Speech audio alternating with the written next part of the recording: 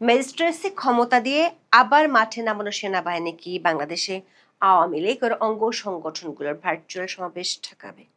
এমন প্রশ্ন উঠেছে কারণ সরকার আওয়ামী লীগের তৎপরতা ঠেকানোর জন্য ঘোষণা দিয়ে সেনাবাহিনীকে ব্যারাক থেকে মাঠে নামিয়েছে, সাথে দিয়েছে ম্যাজিস্ট্রেসি ক্ষমতা। অথচ দলটি বিজ্ঞপ্তি দিয়ে আগে ঘোষণা দিয়েছে 24 থেকে 30 জুন পর্যন্ত প্রত্যেক দিন আওয়ামী লীগ ও অঙ্গ সংগঠনগুলোর তৎপরতা বলতে একটি করে ভার্চুয়াল বা অনলাইন সভা হবে। সে কারণে জনপরিসরের প্রশ্ন উঠছে, সরকার কি তাহলে সব অনলাইন সভা ঠেকানোর জন্যই সেনাবাহিনীকে 30 জুন পর্যন্ত ম্যাজিস্ট্রেসি ক্ষমতা দিয়ে রেখেছে?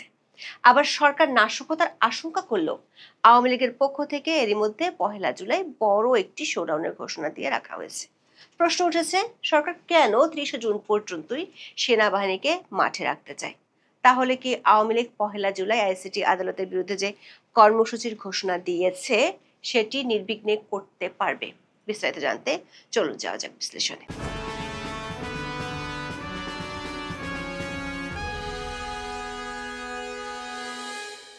77 বছর পুরনো দল আওয়ামী লীগের প্রতিষ্ঠা বার্ষিকী ছিল 23 জুন। দিনটি উপলক্ষে বাংলাদেশে সরকারের নির্বাহী আদেশে কার্যক্রম নিষিদ্ধ থাকা দলটি মিছিল করা সহ কিছু কর্মসূচির ঘোষণা দিয়েছিল। তার আগে বাংলাদেশের পুলিশ ও সরকার এসব কর্মসূচিকে ঘিরে নাশকতার আশঙ্কা করে ব্যাপক প্রস্তুতি নেয়। আওয়ামী লীগের ওয়েবসাইটে গত 19 জুন একটি প্রেস রিলিজ প্রকাশ করা হয়। সেই প্রেস বিজ্ঞপ্তিতে 23 জুন দলটির 77তম প্রতিষ্ঠা বার্ষিকী উপলক্ষে 4টি কর্মসূচির কথা তুলে ধরা হয়।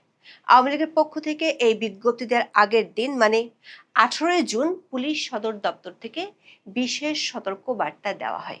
ওই সতর্ক বার্তায় বলা হয়েছিল, দেশের বিভিন্ন জেলায় দলীয় কার্যালয়ে পতাকা উত্তোলন ও প্রতিষ্ঠাবার্ষিকীর ব্যানার নিয়ে দলটির নেতা কর্মীরা মিছিল করতে পারে।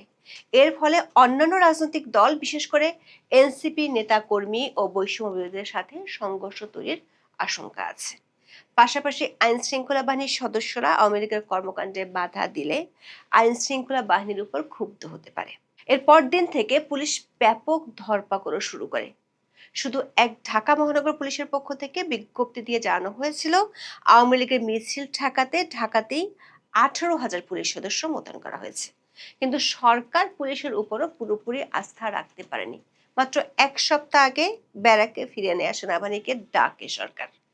3টি জেলা ও 3টি মহানগরীতে সেনা মোতায়েনের জন্য সেনা সদরে চিঠি দেয় সরকার। সেই চিঠিতে বলা হয় 23 জুন থেকে 30 জুন পর্যন্ত এই 6টি জেলা ও মহানগরীতে সেনাবাহিনী মোতায়েন করা হবে এবং সেই সাথে সেনাবাহিনীকে ম্যাজিস্ট্রেসি ক্ষমতাও দেওয়া হয়েছে। পরে 5 জেলায় বিজিবি মোতায়েনের সিদ্ধান্ত নিয়েছে সরকার। স্বাভাবিকভাবে রাজনৈতিক মহল এবং জনপরিসরে বিষয়টি নিয়ে ব্যাপক আলোচনা হয়। বিশেষ করে অন্তর্বর্তী সরকারের আমল থেকে বলা হচ্ছিল, সেনাবাহিনীর সিভিল প্রশাসনের দায়িত্ব পালন করতে গিয়ে ক্লান্ত। আবার অতীতে কখনোই বাংলাদেশে কোনো একটি একক রাজনৈতিক দলের কর্মসূচি ঠেকানোর জন্য সরকার কখনোই সেনাবাহিনী মোতায়েন করেনি। সাধারণত একাধিক রাজনৈতিক দলের কর্মসূচিকে ঘিরে পরিস্থিতি আওতার বাইরে চলে গেলে কিংবা জরুরি অবস্থা জারি করা হলে অতীতে সেনাবাহিনী ডাকা হতো। ফলে প্রশ্ন ওঠে, সরকার যেখানে কার্যক্রম নিষিদ্ধ করে রেখেছে যে দলটির বেশিরভাগ নেতাকর্মী হয় জেলে, না হয় গ্রেপ্তার নির্যাতনের ভয়ে পালিয়ে বেড়াচ্ছেন, সেখানে সরকারের কাছে কি এমন বার্তা ছিল যে কারণে 15 জুন ব্যারাকে ফেরত পাঠানো সেনাবাহিনীকে আবার ডেকে আনতে হয়েছে? তাও আবার প্রতিষ্ঠা বার্ষিকী 23 জুন হলেও কেন 30 জুন পর্যন্ত সেনাবাহিনীকে ম্যাজিস্ট্রেসি ক্ষমতা দিয়ে মাঠে রাখা হবে? পুলিশ সূত্রে জানা গেছে, গত 22 মাসে আওয়ামী লীগ ও সহযোগী সংগঠনের নেতা কর্মী ও সমর্থকদের বিরুদ্ধে 1868টি মামলা হয়েছে।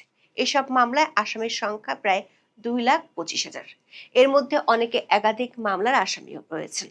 সারা দেশে আওয়ামী লীগ নেতাকর্মীদের বিরুদ্ধে মামলায় অভিযুক্তদের তালিকায় সাবেক প্রধানমন্ত্রী শেখ হাসিনা সহ 23 জন সাবেক মন্ত্রী, 11 জন প্রতিমন্ত্রী উপমন্ত্রী, 66 জন সংসদ সদস্য এবং 8 জন সংরক্ষিত নারী আসনের সাবেক এমপি রয়েছেন।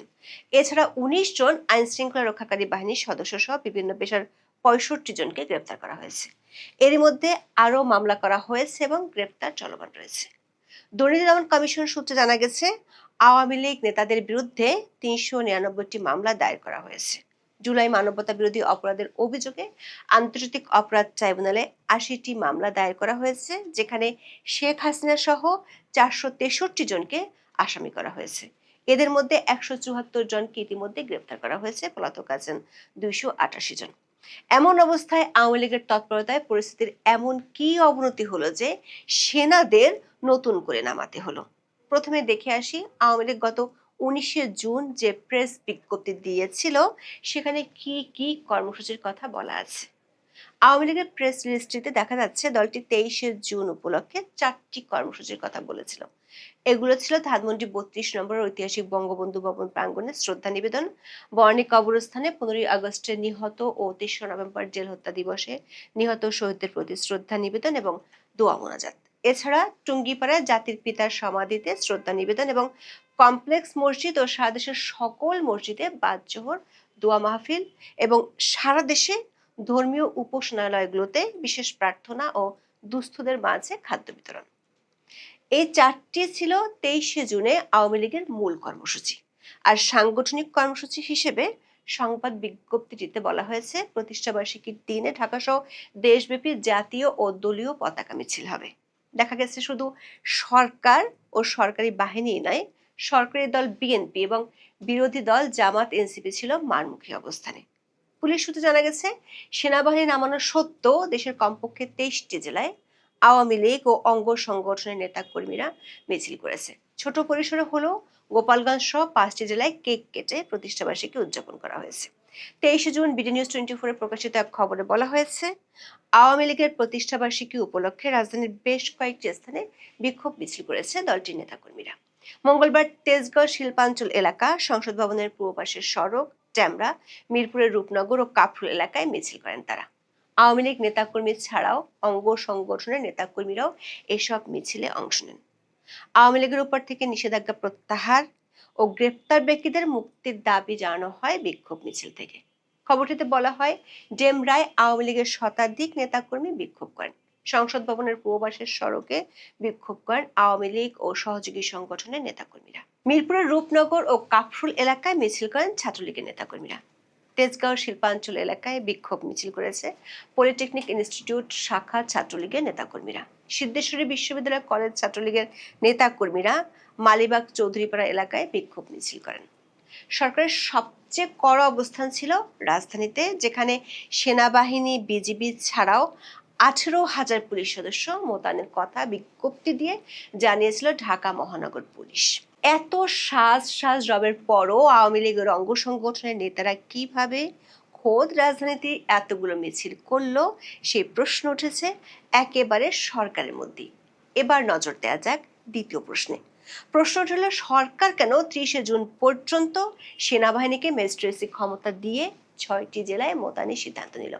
৩০শে জুনের মধ্যে কি সব শঙ্কা দূর হয়ে যাবে? আওয়ামী লীগের প্রেস বিজ্ঞপ্তি অনুযায়ী ২৩শে জুন ছাড়া ৩০শে জুন পর্যন্ত আওয়ামী লীগের কোনো মিছিল বা অন্য কোনো আউটডোর কর্মসূচি নেই।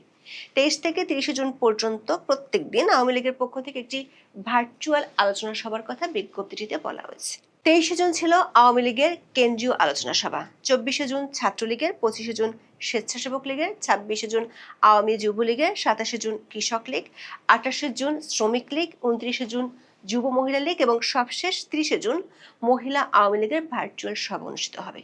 প্রশ্ন উঠেছে সরকার কি আওয়ামী লীগ ও অঙ্গ সংগঠনগুলোর ভার্চুয়াল সভা ঠেকানোর জন্যই সেনাবাহিনীকে ম্যাজিস্ট্রেসি ক্ষমতা দিয়ে মাঠে নামিয়েছে? বিস্ময়ের ব্যাপার হলো আওয়ামী লীগের পক্ষ থেকে বড় একটি কর্মসূচি ঘোষণা করা হয়েছে ১ জুলাইকে ঘিরে। ওই দিন বাংলাদেশের সাবেক প্রধানমন্ত্রী ও আওয়ামী লীগ সভানেত্রী শেখ হাসিনার বিরুদ্ধে আইসিটি আদালতের দেওয়া রায় এবং আইসিটি আদালত বাতিলের দাবিতে দেশব্যাপী বিক্ষোভ ও প্রতিবাদ সমাবেশের ডাক দিয়েছে দলটি। ১৯শে জুন দেওয়া প্রেস বিজ্ঞপ্তিতে অন্য কর্মসূচির সাথে ১ জুলাইয়ের কর্মসূচি ডাকা হয়েছে।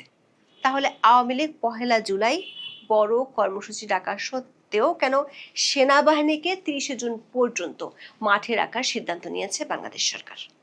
আওয়ামী লীগের একাধিক সূত্র বলছে ১ জুলাই দলটি বড় ধরনের শোডাউন করতে চায়। তাহলে কি সরকার ওই দিন নাশকতার আশঙ্কা করছে না? দর্শক, অন্তর্বর্তী শাসনামলেও মাঝে মাঝে রাজপথে লীগের উপস্থিতি জানান দেওয়ার ঘোষণা আসতো। দিল্লিতে অবস্থানরত শেখ হাসিনা এখনো দলে তার অবস্থান ধরে রেখেছেন। তিনি পরিচালনা করছেন মাঠে ফিরে আসতে উৎসাহী কর্মীদের।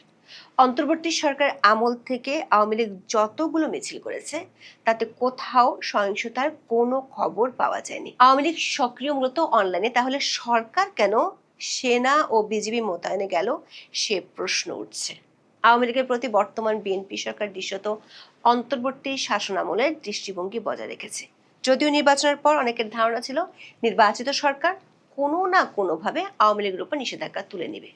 উল্টো দলটির তৎপরতা ঠেকাতে পুলিশের পাশাপাশি সেনা মোতায়েনে বোঝা গেল সরকারের মনোভাব কঠোর। কিন্তু দেশীয় থেকে আন্তর্জাতিক মিডিয়াতে স্বরাষ্ট্রমন্ত্রী সালাউদ্দিন আহমেদের বরাত দিয়ে খবর প্রকাশিত হয়েছে, আওয়ামী লীগের তৎপরতা ঠেকাতে সরকার সেনাবাহিনী নামিয়েছে।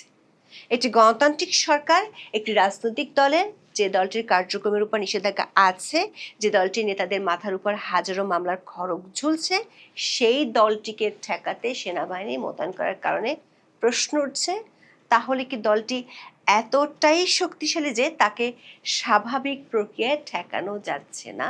এই প্রশ্ন বড় হয়ে দেখা দিচ্ছে, কারণ সেনাবাহিনীর পক্ষ থেকে বারবার বলা হচ্ছিল অন্তর্বর্তী শাসনামলের টানা দায়িত্ব পালন করে সেনাবাহিনী ক্লান্ত। আবার সেনাবাহিনীর মূল দায়িত্ব দেশ রক্ষার, আইন শৃঙ্খলা রক্ষায় তাদের প্রশিক্ষিত করা হয়নি।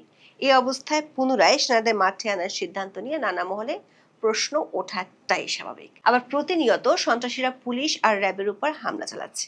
অন্তর্বর্তী সরকারের আমলের তুলনায় পুলিশের উপর হামলার চিত্র কমেনি। প্রশ্ন উঠেছে, অপরাধীরা যেখানে পরিস্থিতির অবনতি ঘটিয়ে চলেছে সেখানে আওয়ামী লীগকে কেন সরকার বড় হুমকি হিসেবে দেখছে? এখন এ পর্যন্ত। সবাই ভালো থাকুন, সুস্থ থাকুন, নিরাপদে থাকুন। দেখা হবে আগামী পর্বে।